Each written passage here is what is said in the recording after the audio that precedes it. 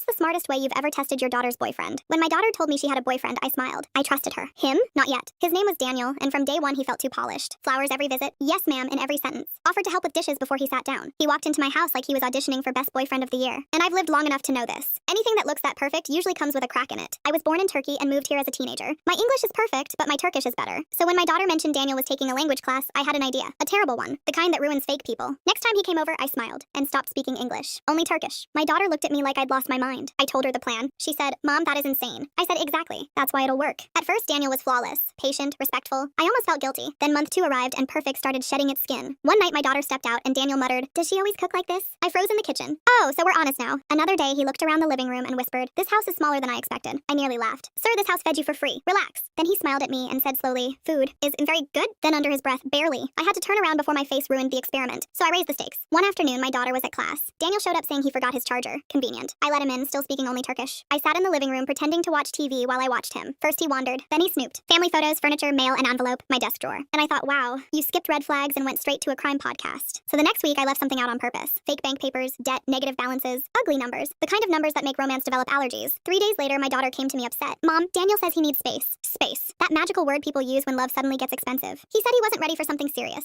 I almost applauded. I told her, "Okay, let's wait." 2 weeks later, the fake papers were gone. And suddenly Daniel had done some thinking. He wanted her back. Of course you do. My daughter invited him over for dinner. Flowers. Smile. Yes, ma'am. I served his favorite dish, the one he once called barely edible. Halfway through dinner, my daughter looked at me and said in perfect English, "Mom, can you pass the salt?" I said, "Of course, sweetheart." Silence. Daniel froze. Fork halfway to his mouth like his soul had just lost Wi-Fi. You speak English?" I smiled. "I've understood every word you've said in my house." Then my daughter placed her phone on the table and pressed play. His voice. Clear as day. "Once I'm in with her family, I'm set. They've got money." He started stuttering. No, that's not what I meant." My daughter cut him off. "Then what about the part where you mocked our home?" I leaned forward. "Or my food?" He looked at us, muttered that we were crazy, grabbed his phone, and walked out. Door shut. Silence. My daughter started crying. I sat beside her and said, "Better 6 months of lies than 6 years of regret." A few months later, she met someone new. A nursing student. Sweet, quiet, real. He brings homemade cookies instead of performance flowers, and talks to me the same whether my daughter is there or not. And Daniel? Last I heard, he's dating a girl whose dad owns apartment buildings. So yes, my test worked perfectly. I didn't just find out who he was. I helped him find his target audience.